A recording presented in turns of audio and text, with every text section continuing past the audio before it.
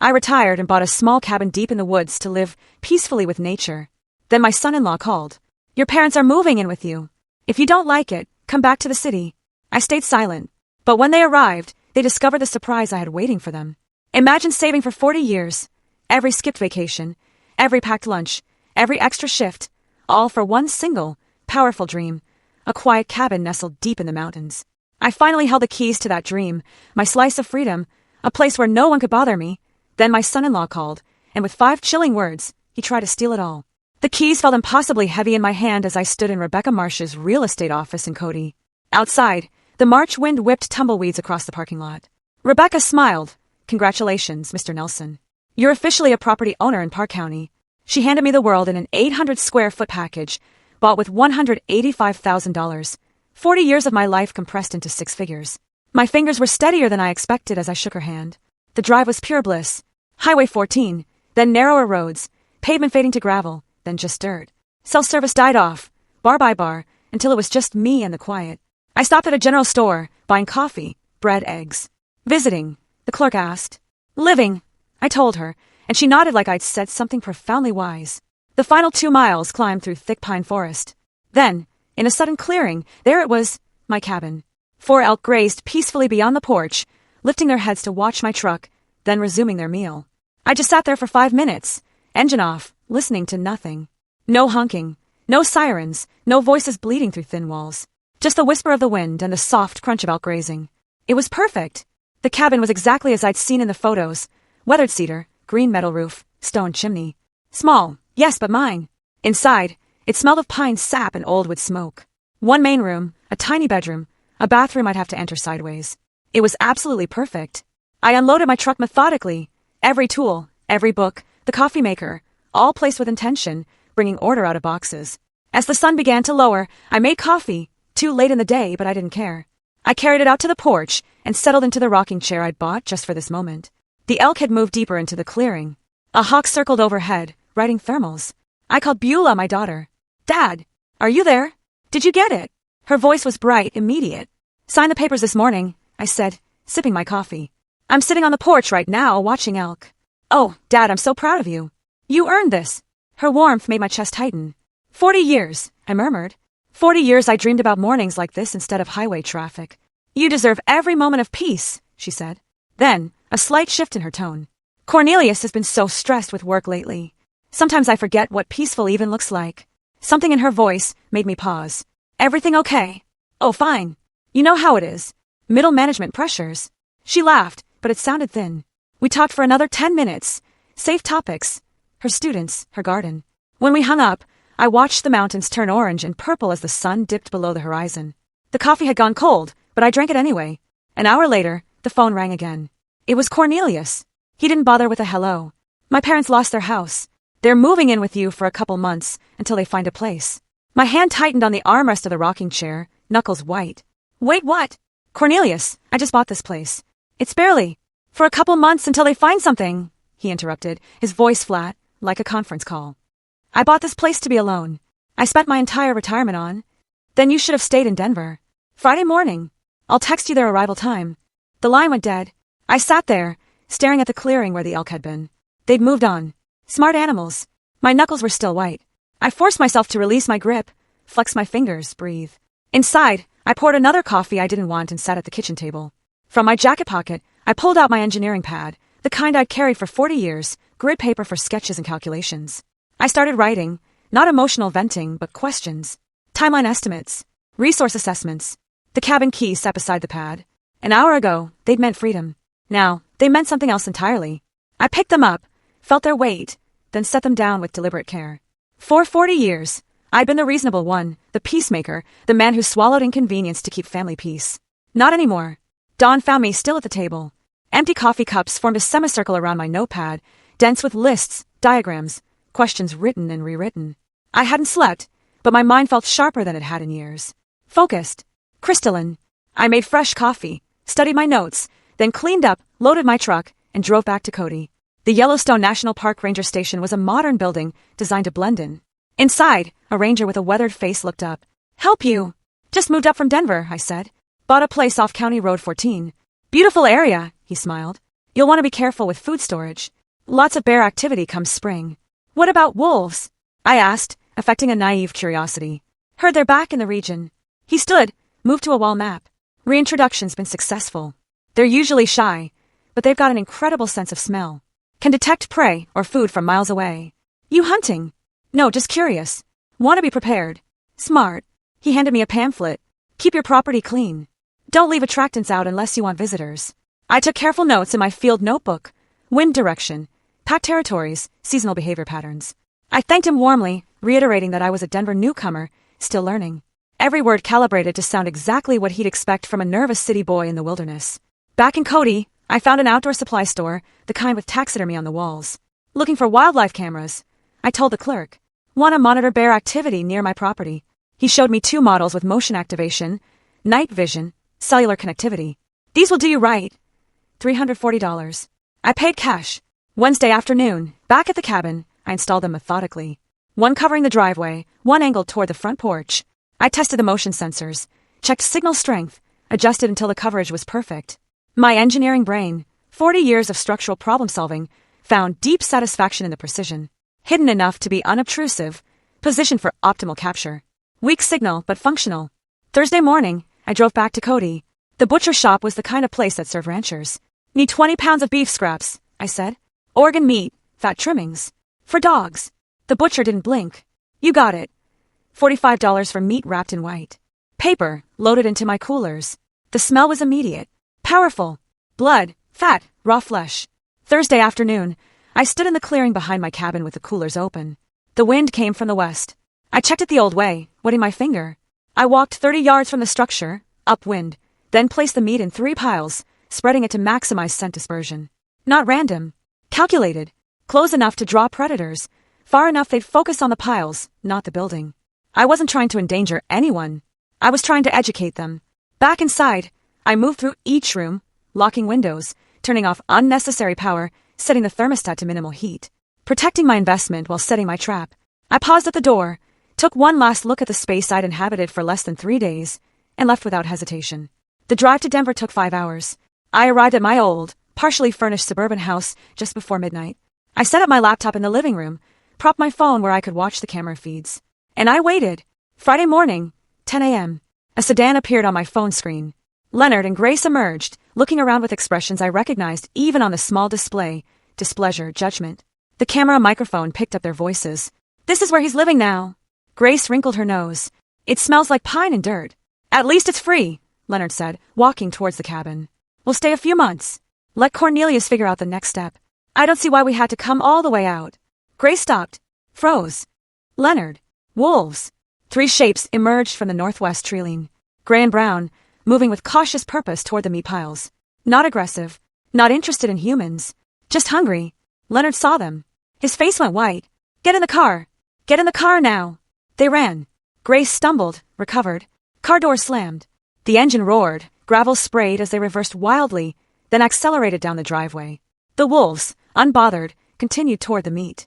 I closed the laptop, picked up my coffee, and took a slow sip. 20 minutes later, my phone rang. What did you do? Cornelius's voice had lost its businesslike edge. Now it was just pure fury. My parents nearly got attacked. I didn't do anything, I said calmly.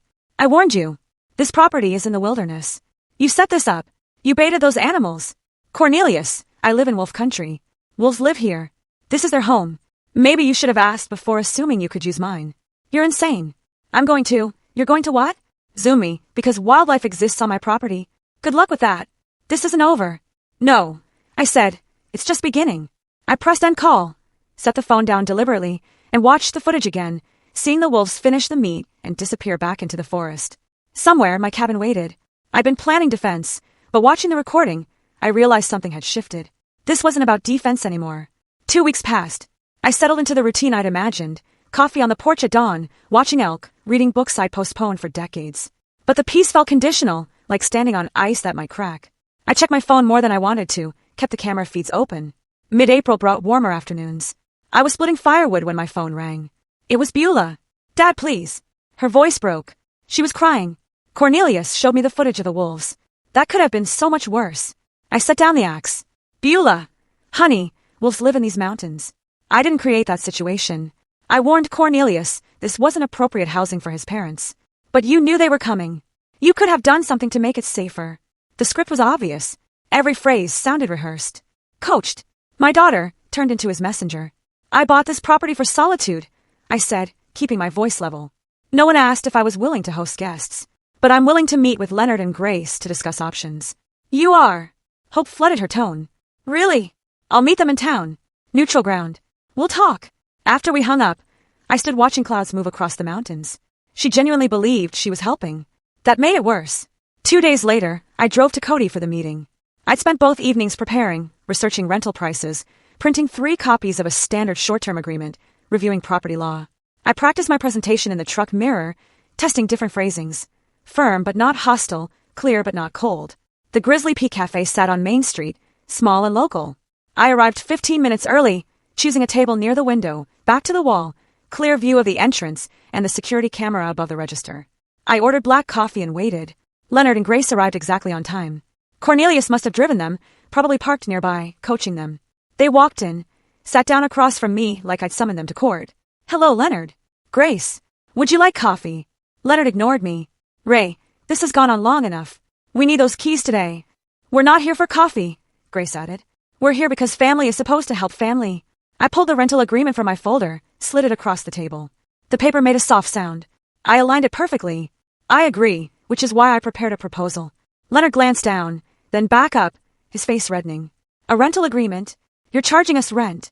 Market rate for a furnished property in this area. $1,200 monthly, 6-month lease, standard terms. You want money from your own family? His voice climbed. Other patrons glanced over. From people who have nowhere to go. Grace leaned forward, her expression wounded. I never thought you were this kind of person, Ray. Greedy. Just plain greedy. I stood, collected my folder, and picked up my coffee cup to bus it. Habit. Courtesy. The kind of gesture that separated me from people who expected to be served. Then I guess we don't have an agreement. You'll need to find alternative housing. You can't just. Where are we supposed to? Leonard half rose. That's not my problem to solve. Good afternoon. I nodded to the barista on my way out. In the truck, I sat for a moment, breathing steadily, letting the adrenaline settle. Then I started the engine and drove home. That evening, my phone became a weapon, aimed at me from multiple directions. The first call came around 6. Cousin Linda, someone I hadn't spoken to in 3 years. Ray, it's Linda. I heard you've been having some difficulties. Difficulties? From whom? Cornelius called me. He's worried about you. Said you're isolated in the mountains, acting strangely. The strategy revealed itself completely. He was building a narrative, planting seeds with every family member he could reach. Linda, I'm fine. I retired to Wyoming. That's not strange. That's a plan I've had for years. He said there was an incident with wild animals, and you refused to help his parents. That's an interesting version of events. Thanks for checking on me, Linda. I'm doing well. I ended the call and stared at the phone. 20 minutes later, a former colleague from Denver. Same script, different voice. Cornelius reached out, expressing concern about Ray's mental state. The third call came at 8:30. Beulah again. You embarrassed them. In public. What were you thinking? Not. Crying now. Angry. I offered them a fair solution. They rejected it. A rental agreement. Dad, their family. Cornelius's parents. And this is my home. My retirement. My one place of peace, which I bought with money I saved for 40 years. Cornelius was right. You've changed. You've become someone I don't recognize. The words landed like she'd meant them to. I kept my voice quiet, controlled, even as something cracked inside my chest. Maybe I have. Or maybe everyone else has, and I'm just finally noticing. The line went dead. She'd hung up on me. I sat at the kitchen table, watching darkness settle over the mountains. 3 calls in one evening, all saying the same thing. Ray Nelson is unstable, dangerous, unreasonable. The isolation I'd sought was being weaponized, turned into evidence of mental decline. Cornelius wasn't just trying to take the cabin anymore. He was trying to destroy my credibility, make me seem incompetent, turn the family against me, so no one would believe my version of events. Classic strategy. Isolate the target, control the narrative, strike when they're defenseless. I opened my laptop and began typing. Mr. David Thornton, attorney at law. I sent the email at 9:47 that night. Careful words, factual language, no emotion. I needed legal advice regarding family pressure over property, potential claims, asset protection. I included the basics. My age, property value, family situation, and 3 specific questions about elder law and estate planning. Then I poured myself a bourbon. 1 glass, 2 fingers, no ice. I wasn't a heavy drinker, but tonight warranted it. The porch was cold, but But I sat out there anyway, watching stars emerge. Somewhere down there, Cornelius was planning his next move. I intended to be several steps ahead. Morning brought an email from David Thornton. He could meet Thursday afternoon. Fee structure, $300 an hour. I confirmed immediately. For the next 3 days, I organized documentation. My engineering background served me well. Everything labeled, dated, cross-referenced.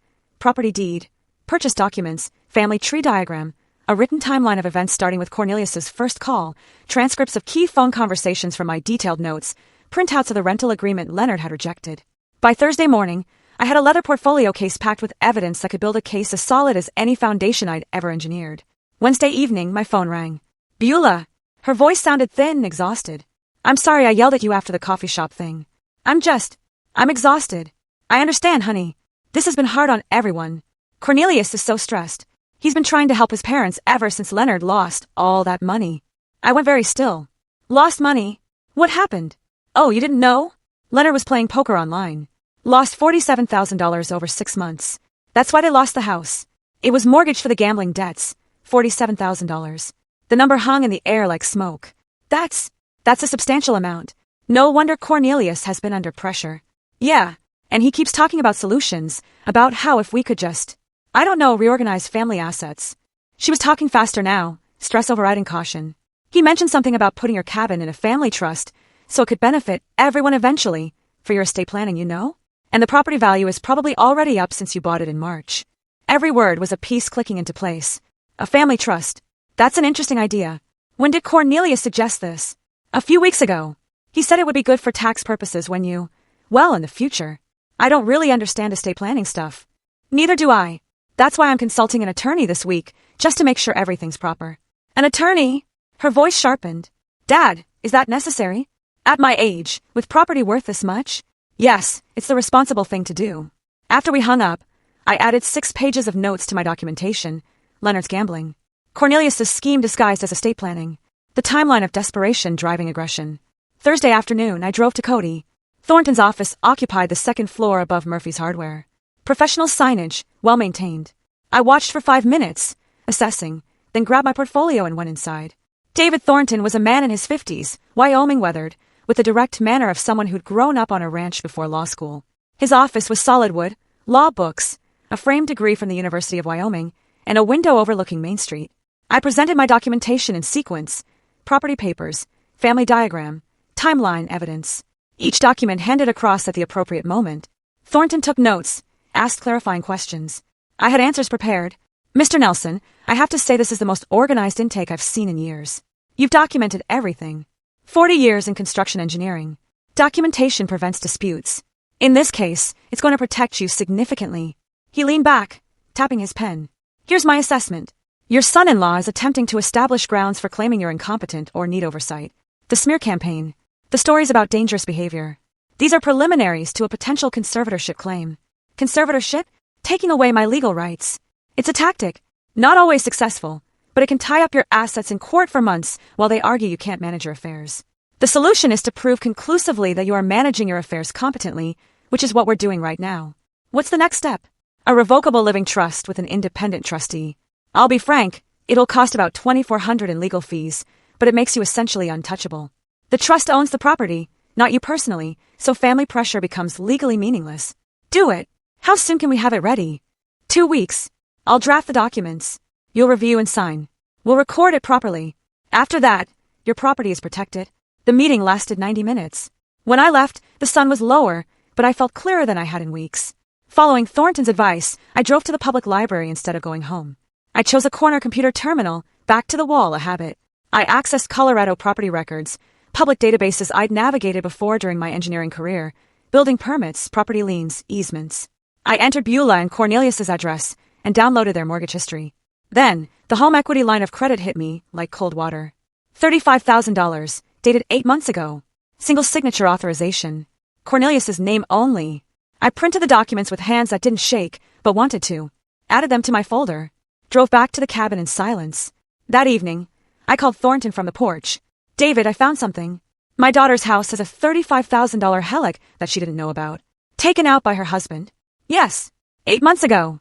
Colorado property records. Colorado allows single spouse HELOCs under certain conditions, but hiding it from a spouse. that's a different matter. Has she discovered it yet? No. I'm not sure when or if I should tell her. That's not a legal question, Ray. That's a family question. But from a legal perspective, this information explains his motivation. He's likely using your cabin scheme to cover existing debts. After we hung up, I sat at my kitchen table and spread everything out. Attorney notes on the left, family communications in the center, financial discoveries on the right.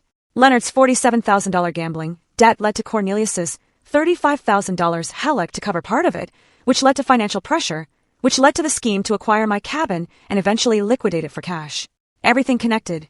I pulled out a legal pad and started drawing lines between related facts, circling key points, writing questions.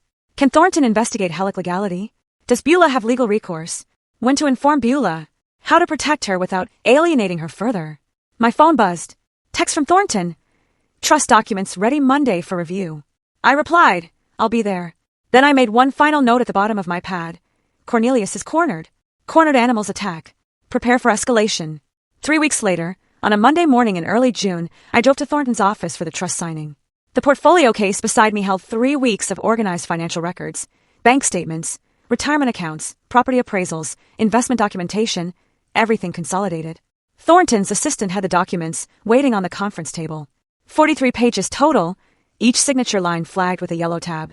I read every page while Thornton answered emails, giving me time. The Revocable Living Trust designated him as independent trustee. Total assets, $290,000. The cabin, my retirement funds, everything I'd built in 40 years. The critical provision sat on page 17. Beulah inherits only if divorced from Cornelius or if Cornelius signs a legal waiver of claims to the property. This provision here, Thornton said, joining me at the table, the conditional inheritance for Beulah. You understand this might create family conflict. The conflict already exists. This just protects her from being exploited through my property. If Cornelius discovers this trust structure, he'll likely react aggressively. Let him. Everything here is legal. He has no grounds for challenge. Thornton's expression was knowing. Legal grounds and family drama are different things. Are you prepared for him to escalate? I've been preparing since March. That's why we're sitting here. He smiled slightly. Fair enough. Let's execute these documents. My signature was steady on every page. The notary, Thornton's assistant, professional and efficient, applied her seal with practiced precision. The sound it made was satisfying. Structural integrity. Legal addition. I wrote a check for $2,400 and left with copies of everything in a sealed envelope. The rest of that week, I worked through my financial institutions methodically. Each phone call followed the same pattern. Identify myself. Request beneficiary change forms. Explain the trust structure. Confirm documentation. Mr. Nelson, I have your beneficiary change request, the retirement account administrator said. You're removing your daughter as beneficiary? No, I'm designating my revocable living trust as primary beneficiary. My daughter inherits through the trust. May I ask why you're making this change? Asset protection and estate planning. I have concerns about third-party claims. Understood. We'll process this within 5 business days. I'd like email confirmation as well, please. Of course. Is there anything else? Yes. Note in my file that this change was made voluntarily with legal counsel. I'm documenting my competency for all financial decisions. A pause. That's unusual, but I'll add that notation. By Friday, every asset I owned was protected within the trust structure. I kept a checklist on my kitchen table, marking each completed task with satisfaction. 2 weeks later, Beulah called. Dad, Cornelius has been so weird lately. Her voice was thin and exhausted, asking about your finances, whether you've updated your will. I sat down my coffee carefully. I have done some estate planning. It's responsible at my age. I know, but he got really angry when I mentioned you set up a trust. He called it a betrayal. Why would your estate planning betray him? It's not his inheritance. My hand tightened on the phone. Beulah, did you tell him details about the trust? I just mentioned you set one up. I didn't think it was a secret, is it? No, not a secret. Just private. What exactly did Cornelius say? He said you're cutting the family out and being manipulated by lawyers. Dad, what's going on? Why does he care so much? That's a very good question, honey. One you should probably ask him directly. After hanging up, I immediately called Thornton. Cornelius knows about the trust. His response was immediate. How soon can you get a medical evaluation? The next day, I was repairing the porch railing when Cornelius's car came fast up the driveway, spraying dirt and gravel. He jumped out, didn't close the door, stormed toward me. I calmly set down my tools, retrieved my phone, and started recording video. I stood at the top of the porch steps, 6 stairs up, giving me an elevated position. Cornelius had to approach uphill, looking up at me. I held the phone at chest height, lens obviously pointed at him. Cornelius, You're on my property uninvited. I'm recording this conversation. I don't care about your recording. His face was red, movements aggressive. You set up some legal scheme to steal from your own daughter. The trust protects my assets and ensures Beulah inherits appropriately. It's completely legal. Appropriately? What does that mean? Unless she divorces me. That's what you really want, isn't it? The trust ensures my property isn't subject to claims by third parties. That's standard estate planning. Third parties? I'm family. Your son-in-law. You're my daughter's husband. You have no legal claim to my property. The trust simply formalizes that reality. His voice climbed higher. We'll see about that. I'll get a lawyer. I'll contest this. I'll make sure you never see Beulah again. You're threatening to isolate my daughter from me because I protected my own property? That's interesting. For the record, this isn't over. Then leave my property now, or I'll call the sheriff for trespassing. He stormed back to his car. The engine roared, gravel sprayed as he reversed wildly and sped down the driveway. I stopped recording. Review the footage immediately. Faces visible, audio clear, threats documented. I uploaded it to cloud storage and emailed a copy to Thornton with the subject line, evidence, hostile confrontation. That evening, I wrote a detailed incident report. Date, time, what was said. No witnesses, unfortunately, but the video captured everything. Thornton's response came within an hour. Continue documenting everything. Consider medical evaluation to preempt competency challenges. Expect retaliation. They're running out of options. I called Dr. Patricia Chen's clinic the next morning. The receptionist asked if something specific prompted the request. I'm 67. I own property, and I want documentation that I'm healthy and competent. Preventive planning. The appointment was scheduled for the following Monday. I sat at my table that night, reviewing the confrontation video, watching Cornelius's rage play out on the small screen. His mask had dropped completely when the money was threatened. Every word recorded, every threat documented. My phone buzzed. Email from Thornton. Good thinking on medical eval. They'll likely try Adult Protective Services next. Standard playbook for these situations. Stay ahead of them. I typed back. Already scheduled. Appointment next week. Before closing the laptop, I looked at the framed photo of young Beulah on the mantel. 8 years old, missing her front teeth, laughing at something I'd said. I wondered how much collateral damage this war would create before it ended. Monday morning, I was at Dr. Chen's clinic 15 minutes early. The medical building was modern, single-story, efficient. I filled out paperwork, requesting copies of all test results and assessments. When Dr. Chen called me back, I explained directly. I'm 67, own property, and want baseline medical documentation proving my physical and mental competency. She was a sharp woman in her 50s, with the weathered competence of someone who'd practiced rural medicine for decades. Her expression showed understanding. I see. Unfortunately, I've encountered situations like this before. Adult children sometimes challenge parents' competency to gain control of assets. That's exactly what I'm preventing. Can you provide a detailed written assessment? Absolutely. I'll conduct comprehensive cognitive testing and provide a formal letter for legal purposes. Correct. I want documentation that can stand up in court if necessary. Then let's be thorough. The examination took 90 minutes. Blood pressure, blood work, then cognitive testing, mini mental state examination, clock drawing, memory recall. She asked me to draw a clock showing 3:15. I drew it precisely. She asked me to remember 3 words, apple, table, penny, and recall them after 5 minutes. I remembered all 3. She asked me to count backward from 100 by 7s. I did so accurately. When finished, Dr. Chin typed notes, then printed a letter on clinic letterhead.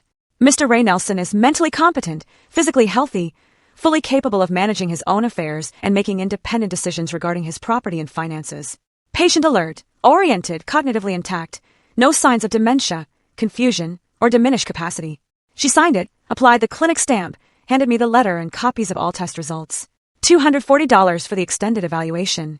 I paid by credit card, noting the transaction carefully for my records.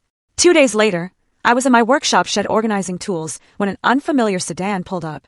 A professional-looking woman in her 40s emerged, carrying a tablet and official folder. Mr. Nelson, I'm Margaret Willows from Adult Protective Services. I'm here regarding a complaint filed about your welfare. The flash of anger was immediate, but I kept my expression neutral. A complaint by whom? I can't disclose that during my initial assessment. May I come in? Of course. Would you like coffee? No, thank you. This is a standard welfare check. I led her inside, door held open. Transparency. I should tell you up front. I'm involved in a property dispute with family members. I suspect this complaint is part of that conflict, not genuine concern about my welfare. I appreciate your honesty. I'll conduct my assessment objectively. If the complaint is unfounded, I'll document that. Margaret walked through the cabin with her tablet, documenting everything. The kitchen was clean, organized. Bills paid, filed systematically. Refrigerator stocked with fresh food. Bathroom tidy. Bedroom orderly. No safety hazards, no signs of neglect or confusion. Do you have any difficulty managing daily tasks? Cooking, cleaning, paying bills. No difficulty at all. I've lived alone since retiring. I manage everything independently. The complaint mentions concerns about your mental state. Have you experienced memory problems, confusion, or difficulty making decisions? I retrieved the folder from my desk. I had a comprehensive medical evaluation 2 days ago specifically to address this concern. She read Dr. Chen's assessment carefully. This is very thorough and recent. Most people in your situation don't have current medical documentation. I anticipated false allegations. I wanted evidence ready. That's quite strategic thinking, Mr. Nelson. 40 years as an engineer. I believe in planning ahead. I also provided recent bank statements showing responsible financial management and copies of my trust documents, proving sophisticated estate planning. Margaret took extensive notes. Her professional demeanor remained neutral, but I recognized the pattern in her questions. She'd seen this before. Family exploitation disguised as concern. 3 days later, Attorney Thornton obtained copies of the official complaint through legal channels.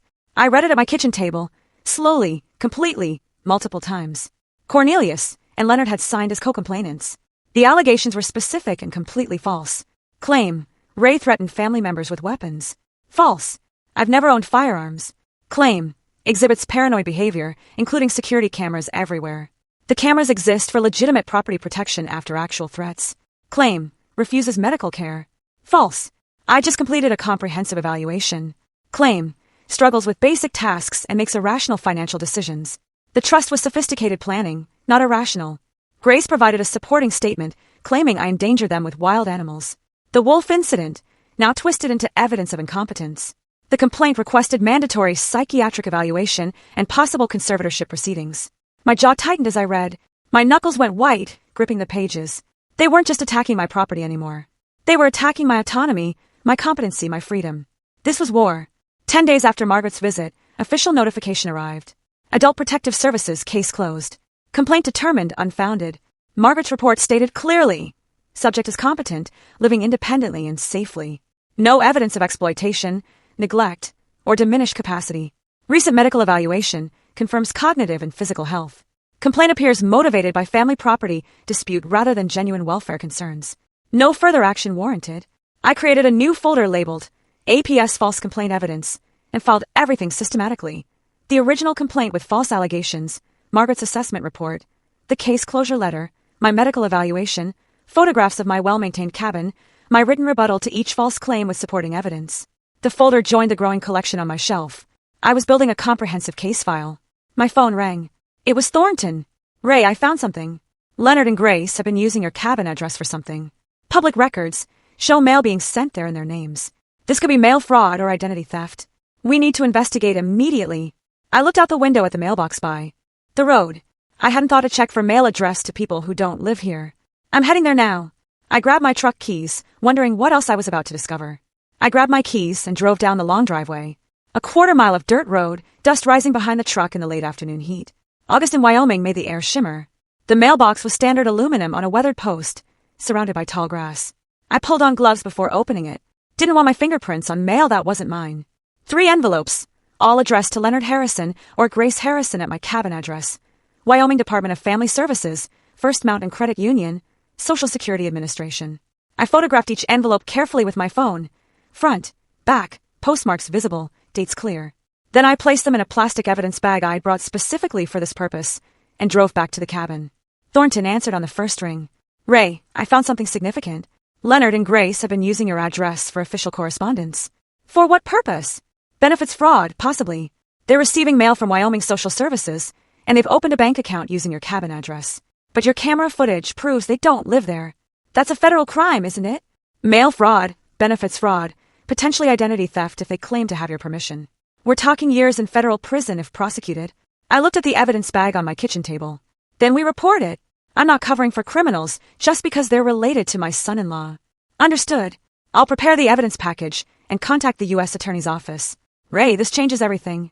Once federal charges are filed, their credibility is destroyed. Good. Maybe they'll finally face consequences for their actions. The next week moved quickly. I compiled evidence with the same precision I brought to 40 years of engineering projects, security camera footage showing Leonard and Grace's single, brief visit in May, utility bills proving no additional occupants, the mail records, my sworn statement that I never gave permission to use my address. Thornton forwarded everything to Assistant U.S. Attorney James Morrison in the Economic Crimes Division. Morrison called me 3 days later. Mr. Nelson, Attorney Thornton provided compelling evidence of benefits fraud using your property address. I never gave permission for them to use my address. I have camera footage proving they don't live here. I've reviewed the footage. It's clear they visited once briefly and never returned. How long has mail been arriving in their names? Based on postmarks, at least 6 weeks. That establishes a pattern. Combined with benefits applications claiming Wyoming residency, we have sufficient evidence for a federal investigation. I'll be frank. This will likely result in criminal charges. I'm not trying to ruin their lives, but I won't allow my property to be used for fraud. You're doing the right thing by reporting this. We'll handle it from here. While Thornton investigated Leonard and Grace's fraud, he discovered something else in Colorado public records. Cornelius and Beulah's home had 3 missed mortgage payments, $8,400 in arrears. Notice of default filed. First step toward foreclosure. Ray. This explains his desperation. Thornton said. He was counting on your cabin to solve his financial crisis. When your trust blocked that plan, he had no backup. I sat at my kitchen table, processing this. His own home was at risk. There's an unconventional option I need to mention. You could purchase the defaulted debt. Banks sell delinquent loans at a discount to collection companies. You become the creditor, but anonymously, through an LLC. Cornelius would never know. The implications settled over me slowly. That would give me complete leverage. Yes, but it's also ethically complex. You control whether your daughter keeps her home. Let me think about it. I walked my property that evening, circling the cabin, following the tree line, considering. If I bought the debt, I'd control Cornelius's future. That was power I'd never wanted. But if the bank foreclosed, Beulah would lose her home. She was innocent in all this. The next morning, I called Thornton. Do it. Buy the debt. But Beulah can't know yet. Not until I can explain everything. The transaction took a week. $31,000 from my savings to an intermediary firm which purchased the debt and created Mountain Holdings LLC with me as beneficial owner. Cornelius received notification that his loan had been sold, but no information about the new creditor. I filed the wire transfer receipt in a folder labeled Simply Leverage. By mid-August, my position had transformed completely. Leonard and Grace faced federal investigation. Cornelius's mortgage debt was secretly under my control. Every manipulation attempt was documented. My own property and assets were legally untouchable. But I felt no triumph, just weariness. This was supposed to be peaceful retirement. Instead, it had become warfare where my opponents forced me to fight back. I sat on my porch at sunset, the evidence folder stacked beside me. I made my decision. Beulah deserved to know the truth. All of it. She deserved to understand what her husband had done, what danger her home was in, what her father had been protecting her from. I pulled out my phone and typed, "Honey, we need to talk. Can you come to the cabin this weekend? Just you. It's important." Her response came 10 minutes later. "Is everything okay? You're worrying me." "Everything's fine with me, but there are things you need to know about your financial situation. Things Cornelius hasn't told you." "What things?" "Dad, you're scaring me." "Not over text. In person. Saturday afternoon. I'll make lunch. Cornelius has a work trip this weekend. I can come Saturday." "Perfect. Just you. This conversation is between us." "Okay. I'll be there around noon." I sat down the phone and looked at the mountains darkening against the sunset. Tomorrow I prepare. Saturday, I tell my daughter how badly her husband had betrayed her trust. The truth wouldn't be easy. She might not believe me initially. She might be angry. But I'd kept these secrets long enough. Saturday, morning arrived with crystalline clarity. I woke early, nervous in a way I hadn't been throughout this entire conflict. Facing Cornelius required strategy. Facing my daughter required something harder. Honesty that would hurt her. I cleaned the cabin, already clean, but I needed activity. Prepared chicken salad for sandwiches, her childhood favorite. Organized the evidence folder on the kitchen table where she'd sit. Her sedan appeared around 11:30, dust trailing behind on the driveway. She emerged looking tired, worried. I met her on the porch and hugged her. She was tense. We started with coffee and small talk. Her teaching job, the weather, anything but the real conversation. But the folder on the table kept drawing her eyes. Finally, "Dad, what's going on?" "Your text scared me." I took a breath. "Honey, there are things about your financial situation that Cornelius hasn't told you. Serious things." She laughed nervously. "What? Did he forget to pay a credit card bill?" "He sometimes gets distracted. Your house is in foreclosure. 3 months of missed mortgage payments. The bank was about to take your home." Her face drained of color. "That's not possible. We pay the mortgage. Cornelius handles it online every month." "That's what he told you. Here's what actually happened. I slid the notice of default across the table. She read it slowly, hands beginning to shake. This says the loan was sold to Mountain Holdings, LLC. Who is that? That's me. Well, technically a company I own through my attorney. I bought your debt from the bank. You bought our mortgage. Shock transformed her expression. Why would you? How can you even? What does that mean? It means instead of the bank foreclosing and you losing your home, I control the debt. You and Cornelius owe me now, not the bank. She stood abruptly, emotion rising. This is insane. Why didn't you just tell me the mortgage was behind? Would you have believed me? Or would Cornelius have explained it away? I needed leverage to protect you from what's coming next. I let that settle, then continued. There's more. 8 months ago, Cornelius took out a home equity line of credit for $35,000 against your house. That's not true. We both have to sign for that. I slid the HELOC documents across. In Colorado, under certain circumstances, one spouse can secure a HELOC. Here's a signature. Where's yours? She examined the papers, hands shaking badly now. I never signed this. I've never even seen this paperwork. $35,000. Where did it go? Best guess. Covering some of Leonard's gambling debts. Remember you told me Leonard lost $47,000 in online poker. Cornelius was trying to fix his father's problem, using our house as collateral without telling me? Yes. And when that wasn't enough, when my cabin scheme failed and he couldn't get more money, he simply stopped paying your mortgage. I suggested we eat. She initially refused. How can you think about food right now? But I insisted gently. We needed a break before the next revelations. The sandwiches tasted like dust, but we ate anyway. Afterward, I showed her the rest, systematically, chronologically. The recording of Cornelius's threatening confrontation on my porch, the APS false complaint where he tried to have me declared incompetent, Leonard and Grace's federal mail fraud using my address. Each piece of evidence carefully presented with dates and context. She listened, initially defensive. Cornelius wouldn't do that. Then doubtful. Are you sure these documents are real? Finally, as the evidence became overwhelming, devastated. When I showed her the APS complaint, where her husband tried to have her father's legal rights taken away, she broke. Not gentle tears, but wrenching sobs that shook her shoulders. I let her cry, didn't offer platitudes, just sat present. When she could speak, it was through tears. How long have you known? Pieces since May. Everything since July. She looked at me with hurt and anger. Months. You've known for months that my marriage is a lie, that I'm in financial danger, and you didn't tell me. I met her eyes. If I told you in May with no proof, would you have believed me?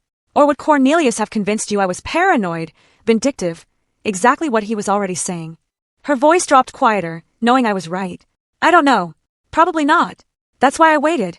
That's why I gathered evidence, so you'd know the truth was real, not just your father's opinion. I refilled her coffee, pushed the sugar bowl toward her. She liked it very sweet when stressed. A detail from childhood. Eventually, I had to present the choice. You have a decision to make, and you need to make it soon. What decision? Stay with Cornelius, or leave him. I won't make that choice for you. How can I possibly decide that right now? You have until the end of August. That's about a week. Because federal agents are going to arrest Leonard and Grace within 2 weeks for fraud. When that happens, everything becomes public. Cornelius will be questioned. Your marriage will be news in a town small enough that everyone knows everyone. She was overwhelmed. This is too much. I can't think. If you leave Cornelius, file for divorce, protect yourself legally, I'll forgive the mortgage debt on your house. You'll own it free and clear. I will help you rebuild. You're bribing me to leave my husband. I'm offering you a lifeline. Whether you take it is your choice, but understand, if you stay with him, I can't protect you from what's coming. Hours later, she gathered her things, exhausted. I walked her to her car, carrying a folder of document copies. Before getting in, she turned. Did you ever think about what this would do to me, knowing all this? Every single day since I found out. That's why I built such a strong case. So you'd know I wasn't exaggerating. I don't know if I can forgive you for waiting so long. I understand. But I'd rather have you angry at me for waiting than destroyed, because you didn't know in time to protect yourself. I need time to think. You have a week. After that, everything moves forward with you or without you. She looked at me with exhausted eyes. I don't know who to trust anymore. Trust the documents. They don't lie. People do. She drove away without looking back. I stood in the driveway, watching until her car disappeared, wondering if I just lost my daughter or saved her. 5 days later, Wednesday morning, I was drinking coffee on the porch when my phone rang. Thornton, it's happening now. Federal agents are executing arrest warrants for Leonard and Grace in Colorado. Thought you should know. I sat down my coffee carefully, not celebrating, just acknowledging. Thank you for telling me. An hour passed. Then my phone rang again. Beulah, her voice shaken. Dad, Cornelius just got a call. His parents were arrested by federal agents. Something about fraud. Did you? Were you involved in this? I took a breath. I reported crimes to the proper authorities. What happened after that? Was the justice system doing its job? Long silence. Then quietly, I need to call you back. The line went dead. I sat back down, staring at the mountains, wondering if my daughter would ever forgive me for setting this chain of events in motion. Within 3 hours, Cornelius called, screaming, "You did this. You turned them in. You destroyed my family." I remained silent, letting him exhaust himself. "Your parents committed federal crimes, using my property. I reported it. That's what law-abiding citizens do. I'll tell everyone. I'll make sure they know you orchestrated this, that you're vindictive and cruel. Go ahead. I have documentation of every crime they committed. My attorney will be happy to share it publicly." Thornton had driven to my cabin specifically for this moment. I handed him the phone. "Mr. Harrison, this is David Thornton, legal counsel for Ray Nelson." His voice was professional, measured, final. "Your parents committed federal crimes. My client fulfilled his civic duty by reporting those crimes to authorities. Any attempt to defame him will result in immediate legal action." "Do you?" Click. Cornelius had hung up. Friday afternoon, Cornelius attempted to sell the house he shared with Beulah, desperately needing cash for his parents' legal defense for his own survival. But the title search revealed a problem. The mortgage was in default and owned by Mountain Holdings LLC. His realtor explained he couldn't sell without the lien holder's approval. Cornelius called Thornton in a panic. "Your firm owns my mortgage.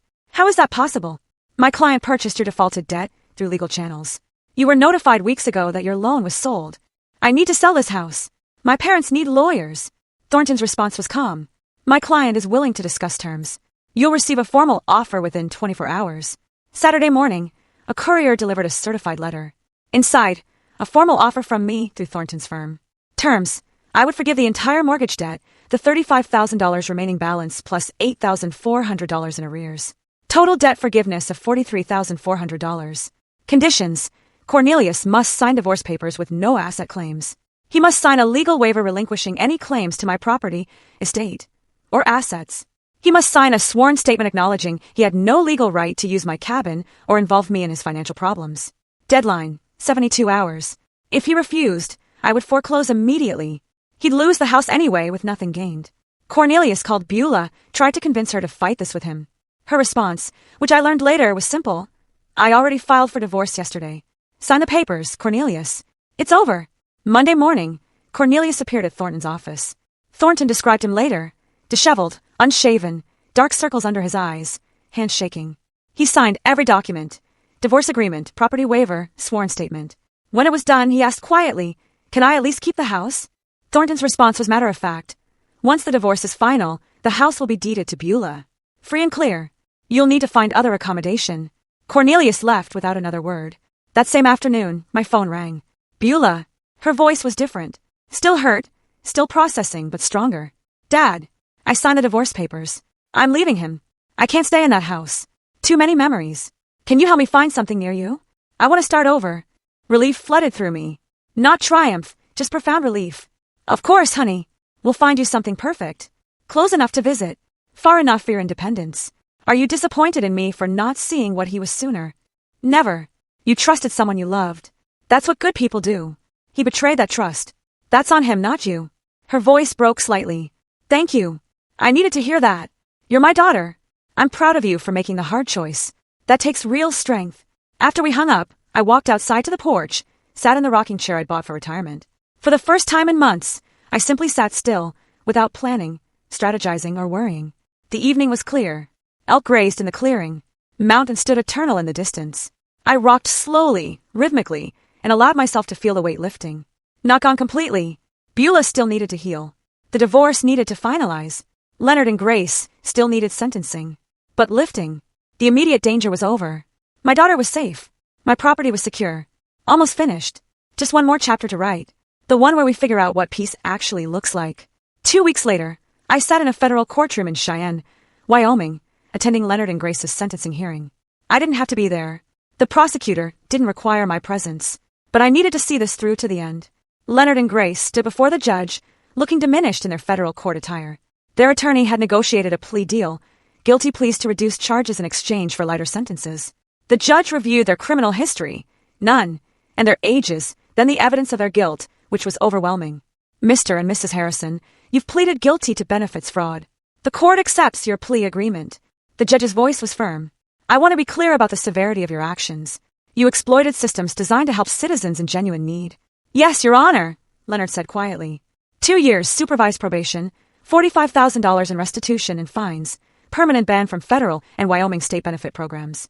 You'll report monthly. Any violation results in immediate imprisonment. Do you understand? Yes, Your Honor, they said in unison. You're fortunate to avoid prison. Don't squander this opportunity. Dismissed. As I left the courthouse, Leonard caught my eye across the lobby. A moment of mutual recognition. He looked away first, defeated. I felt no triumph, only closure. Beulah told me later that Cornelius moved to a small efficiency apartment in a cheaper area of Denver. He took minimal belongings, whatever fit in his car. She saw him one final time when he came for his things. She said he looked like a stranger, not angry, just empty. He signed the final divorce papers without a word and left. The divorce was finalized by mid-September. Beulah legally resumed her maiden name, Beulah Nelson. With my help, she found a small 2-bedroom house in Cody, about 15 minutes from my cabin. It was modest but charming. Older construction, needed updates, but had good bones and a view of the Absarka Mountains. I provided the down payment as a gift. Beulah secured a mortgage for the remainder using her teaching income and her own excellent credit. She also landed a 3rd-grade position at Cody Elementary, starting immediately. I helped her move in, spending a weekend painting rooms and assembling furniture. Simple work, but profoundly meaningful. Rebuilding our relationship through practical acts of service. Healing wasn't linear for Beulah. Some days, she was optimistic about her fresh start. Other days, she was angry at Cornelius, at herself, even at me for not telling her earlier. I listened without defending myself, understanding she needed to process complex grief. We fell into a routine, Sunday dinners together, alternating between her place and mine. During one dinner, while we chopped vegetables together in her new kitchen, she asked, "Do you think I'll ever trust anyone again? Ever want to remarry?" I set down my knife. Honestly, I don't know, but that's okay. Trust isn't something you're supposed to give freely to everyone. It's earned slowly, through consistent actions over time. Anyone worth having in your life will understand that. She smiled. Small but genuine. When did you get so wise? I'm not wise. I'm just old enough to have made mistakes and learned from them. On a crisp late September evening, Beulah drove to my cabin for dinner. We cooked together, nothing fancy, just spaghetti and salad, and ate on the porch despite the cooling weather. As the sun set, painting the mountains in orange and gold, a small herd of elk emerged. From the treeline to graze in my clearing. We sat in matching rocking chairs. I bought a second one after she moved nearby, and watched in comfortable silence. Then Beulah said quietly, "Thank you, Dad, for everything. For fighting for me, even when I didn't understand it, for being patient while I figured things out." Emotion tightened my throat. "You don't need to thank me. You're my daughter. I'll always fight for you." "I know, but I want to." "You could have walked away, protected just yourself. You didn't. That was never an option.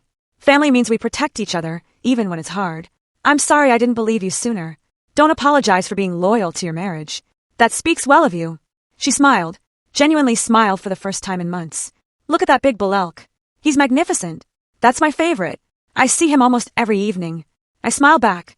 "Welcome to the neighborhood, honey. You'll get to know all the regular visitors. I already love it here. This feels like home. It is home for both of us now." Later, after Beulah drove away, I remained on the porch, rocking slowly, watching the last light fade from the sky. I thought back to March, buying this cabin, filled with hope for peaceful retirement, then having that peace threatened by Cornelius's ultimatum. The journey from March to September felt like years, but I navigated it without losing myself, without becoming cruel, without abandoning my values. I protected what mattered, using law and strategy instead of retaliation and anger. My daughter was safe, building a new life nearby. My property was secure, my autonomy intact. The antagonists faced appropriate consequences, but weren't destroyed beyond recovery. They could rebuild if they chose better paths. As stars appeared above the mountains, I allowed myself a small smile. This is what I'd wanted all along. Quiet evenings, wildlife, mountain air, and now my daughter close enough to share it with. Not the retirement I planned, but better, because it was earned through integrity rather than luck. I stood, stretched my back. I wasn't young after all, and walked inside to call Beulah. Just to say goodnight. Just because I could. Just because she was there and we were okay. The cabin door closed softly. The mountains stood silent witness. Peace, hard won and deeply appreciated, settled over the property like the September night. What a journey, right? It makes you wonder about the lengths people will go to, and how far you'd push back to protect what's yours and who you love. If you were in my shoes, at what point would you have stopped trying to be the reasonable one and started fighting fire with fire? Or would you have handled it differently? Let me know in the comments below. I'm genuinely curious to hear your thoughts.